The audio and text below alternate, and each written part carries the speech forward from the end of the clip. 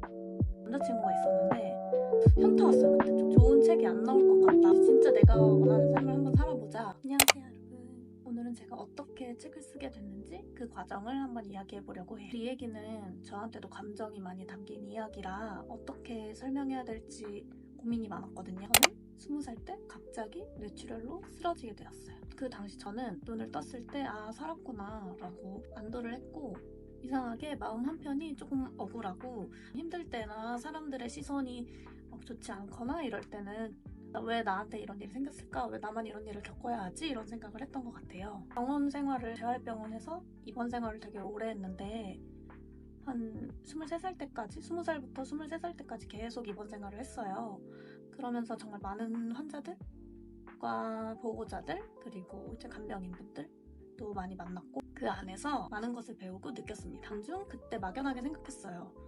언젠가는 나의 이야기를 책으로 한번 써보고 싶다. 언젠가 내 이야기가 책으로 나오면 얼마나 좋을까라는 생각을 하게 되었습니다. 근데 이거는 그냥 마음 한켠에만 두고 있었어요. 하다가 이제 저의 인생에 나름 큰 사건이 있었어요.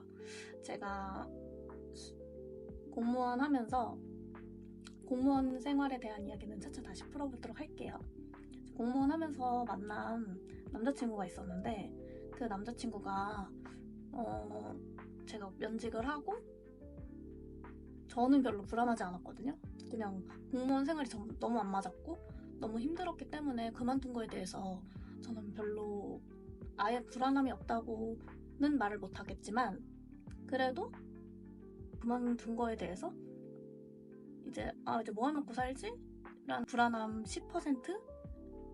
후련하다라는 마음 90%였거든요. 사귀었던 남자친구가 저보다 오히려 더 불안해했다는 거를 저는 몰랐어요. 제가 이제 그만두고 나서 몇 개월이 지나도록 그냥 뭐 인턴이나 계약직만 하고 있으니까 그때서야 자기는 이제 솔직히 오래 만났고 이제 결혼에 대해서 얘기를 좀 하고 싶은데 어떻게 생각하냐 이런 식으로 말해가지고 그 전에는 4년 만나면서 그런 얘기를 한 번도 안 했거든요. 그래가지고 안정적인 직장에 또 들어가야 하나? 이런 생각도 했었고 결론적으로는 결혼을 막 그렇게 지금 당장 하고 싶지 않았기 때문에 저도 막 좀 혼란스러웠고 그래도 오래 만났으니까 헤어지는 게 쉽지는 않았거든요. 하고 싶은 것보다는 안정적인 직장을 또 찾아야 하나?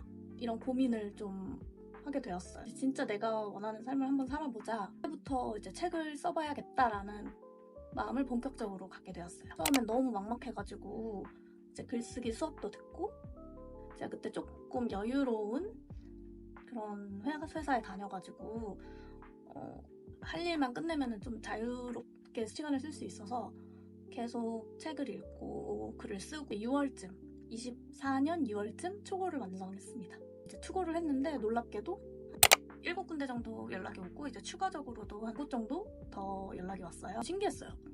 나의 글이 막 조금 허접하지만 그래도 조금 가능성이 있구나 하면서 조금 설레면서 이제 기대감이 막 생겼어요. 비교를 하면서 한국과 이제 계약을 하자 이렇게 얘기가 되어서 기대감으로 가득 찼어요.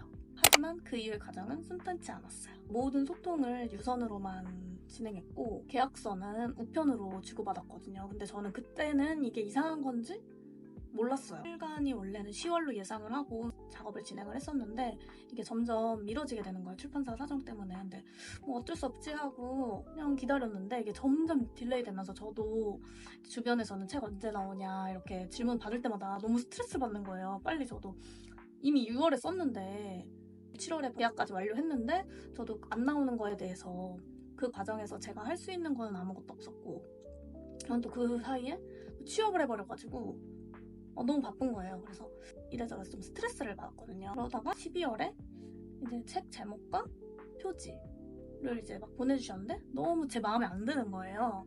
너무 제 스타일이 아니었어요. 제가 저자이기 때문에 제가 책 제목을 외울 수 있어야 하잖아요.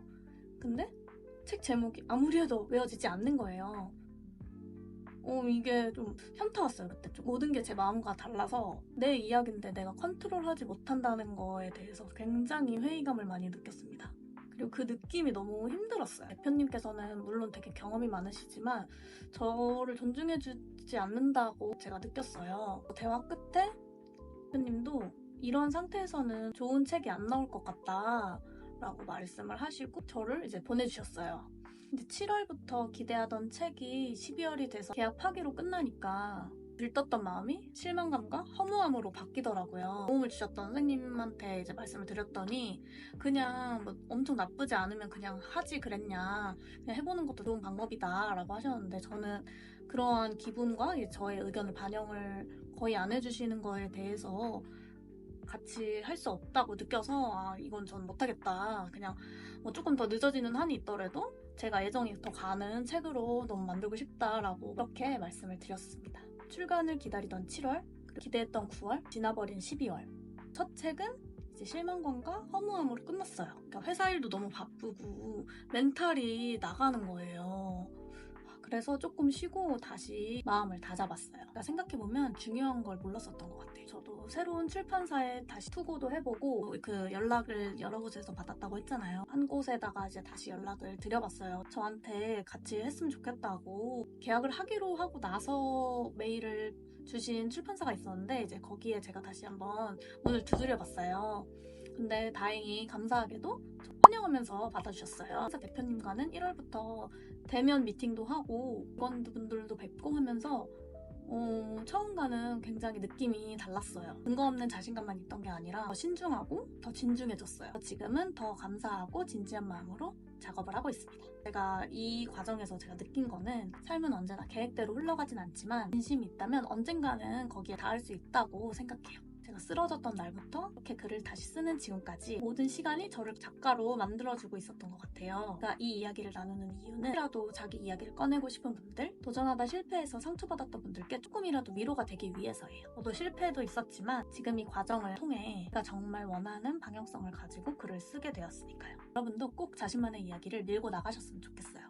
저의 책도 이제 거의 막바지에 들어갔거든요. 책 표지, 일러스트 작가님도 구하고 이런 얘기도 이제 차차 풀어볼게요. 많이 기대해주세요.